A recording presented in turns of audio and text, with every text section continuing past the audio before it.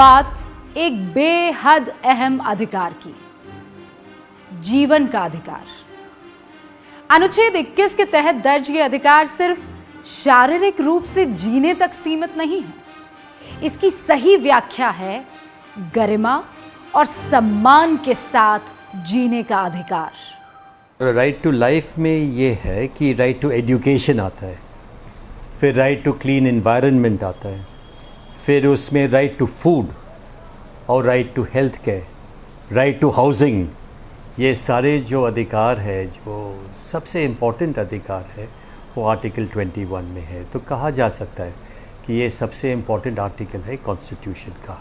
PUCL case में right to food का case था और उसमें जो भूखमरी का जो प्रश्न था वो सवाल उठाया सुप्रीम कोर्ट ने, और आखिर में जजमेंट में सुप्रीम कोर्ट ने कहा कि सभी को राशन कार्ड मिलने का अधिकार है, आंगनबाड़ी में बच्चों को खाना मिलने का अधिकार है, और बुजुर्ग लोगों के लिए उनका पेंशन वगैरह वगैरह।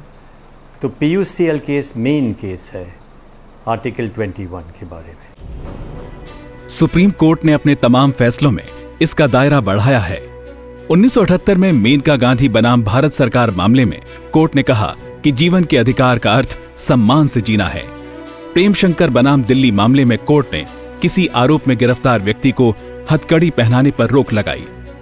हाल ही में दिए कोर्ट ने निजता यानी प्राइवेसी को भी मौलिक अधिकार करार दिया है।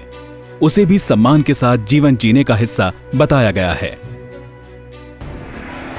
इसी तरह 1992 में दिए गए एक फैसले में सुप्रीम कोर्ट ने 6 से 14 साल के बच्चों की शिक्षा को भी मौलिक अधिकार बताया है।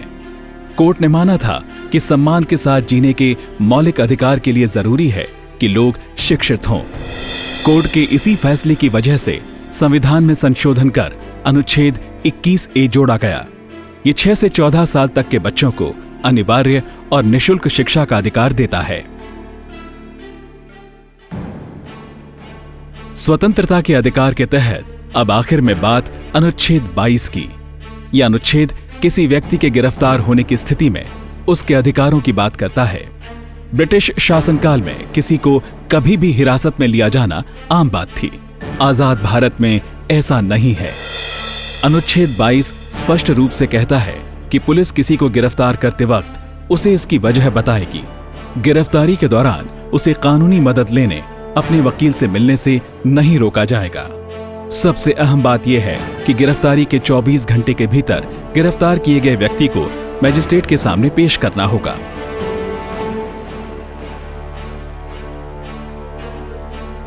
अनुच्छेद 22 में यह भी लिखा है कि अगर किसी को अरेस्ट किया जाता है तो उसको तुरंत ये बताना पड़ेगा कि किस आधार पर उसको अरेस्ट किया गया है।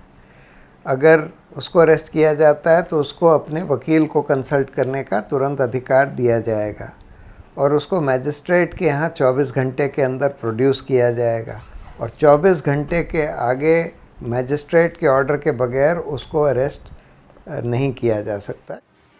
साफ तौर पर इस अनुच्छेद के जरिए संविधान के निर्माताओं ने किसी व्यक्ति को बेवजह या मनमाने तरीके से गिरफ्तार किए जाने पर अंकुश लगा दिया।